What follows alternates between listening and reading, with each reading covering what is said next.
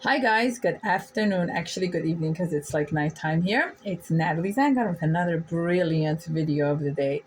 Do I have a special video for you today? So basically, I've been thinking about this for a long time and I wanted to share it with you guys. So when I was in graduate school, I heard this story about this elephant in the circus and how many times when elephants are raised and they spend their whole time life in the circus, when they're about to give birth, they make sure not to leave the elephant alone. And research had shown that the distressed elephant of knowing what the future of the baby elephant would be, the minute she would give birth to it, and elephants are pregnant for years from what I remember, the elephant will kill the baby.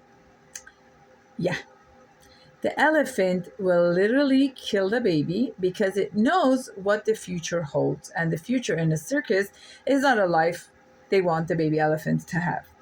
So this always like made me wonder, is this a tale? Is it a real story?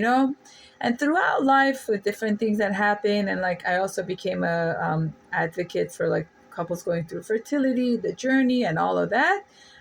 And we keep hearing and knowing that stress has a big impact on fertility. Stress has a big impact on fertility. So, since I've been doing this whole movement with the seasonal changes and the woman and Mother Earth, and how women go through the 4 seasons of the month, for the seasons of the year, every month they go through like the 4 seasons. Like it's like you start with ovulation, the week of the ovulation being like spring, the luteal week being like summer, and then you have the menstruation, and then the follicular, which is winter. So the woman goes through the seasons of the year in 1 month.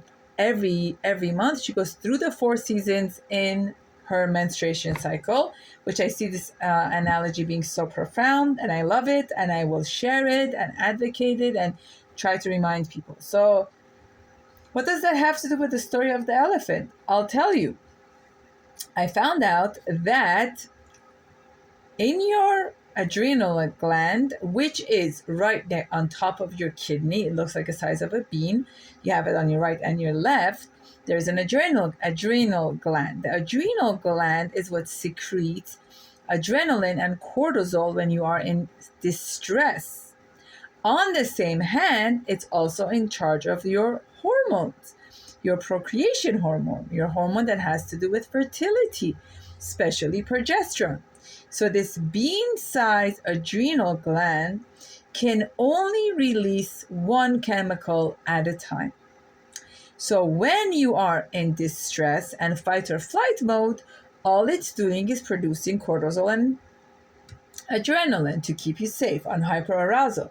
And the last thing it's permitting your body to do is to have a good amount of progesterone and estrogen to allow you to procreate, right? Interesting, very similar story to the elephant. But in here now, it's all in the mind and in the system to show you what stress does to your body. When you think stressful thoughts in your head, your limbic system cannot tell the difference between factuality, reality, versus a thought. Your body goes into the fight or flight mode as if it's happening. So when you are yelling at someone that's distressing you, you're doing more harm to your body than to that person. Every time you get angry and you go into rage and act upon your anger, which is forbidden according to Torah and Judaism, it's considered as avodah zarah, idol worshipping, when you let your anger take so control over you that you lash out, you hit, you punch, you alam. I don't want to go into it. That is considered idol worshipping, right? But another factor is you are ruining your own body. You making your body produce so much cortisol and adrenaline. And it's like literally, like my grandmother said, it's like drinking a cup of broken glass. You're ruining yourself from the inside. And you're attacking your own body to think it's in danger. So in order for the adrenal gland to produce what it needs to feel safe, at peace. And that's why meditation and spirituality and connection makes such a big difference.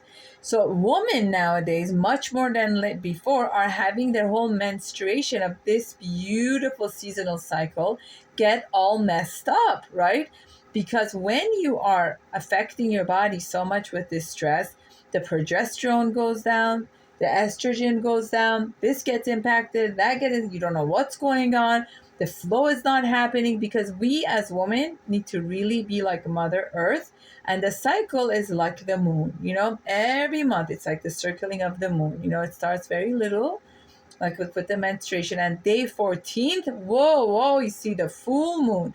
That's exactly what happens to a woman from day one of her menstruation. It's like the autumn and winter, and then spring comes and she goes into full moon. 14th to 30 is when she is at her utmost high level. And what's even more beautiful, that the Torah in the book of Vayikra, in the book of Leviticus, in chapter 19, talks about a woman who's menstruating, and it's amongst the forbidden relationship of not come to for physical intimacy, because God knows, God created us, and he knows what's happening with our system. And God said, do not come close to a woman who's menstruating for 7 days. But now, after the destruction of the second temple, it's about 12 to 14 days.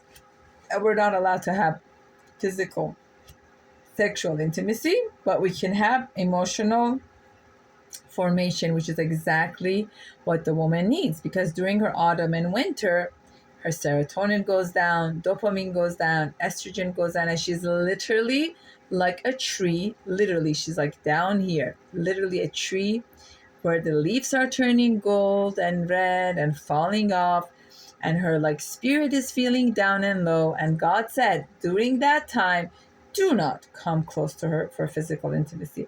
You could get so close to her for emotional intimacy, but not physical intimacy.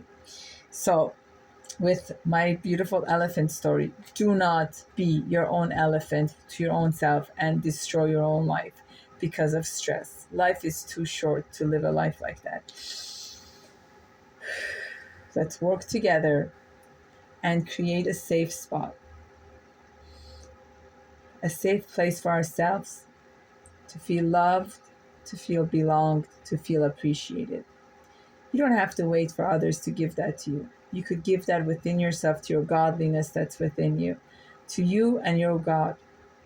That's how you bring that serenity and allow your adrenal gland to know you are safe. You don't need the cortisol and the stress to be pumped. When I have a lot on my mind, or I have excitement to share, and there's no one in my family that might be interested to hear me, I find other outlets to record it, to share it. If I have a good friend that might have the time. Being in a healthy relationship doesn't mean anyone owes you to be available to you all the time. What it means is we have to become responsible to find ways to regulate ourselves and know where we're holding in our seasonal cycle, where we're holding with our emotional thermostat, and where we're holding with our social status, social like ability. Do we need more? Do we need less? And that's when the healing happens. Thank you for watching. Thank you for being there. Thank you for clicking on my channel, and truly appreciate it. It's really a pleasure to be a funnel from godliness and be able to share these thoughts of my heart with you. Please make sure, comment below. Tell me what you think of this thought. Tell me what you think of the seasonal cycling. Tell me what you think about this whole adrenal gland being able to only produce either the stress or the hormones that's needed for fertility. Have a good night.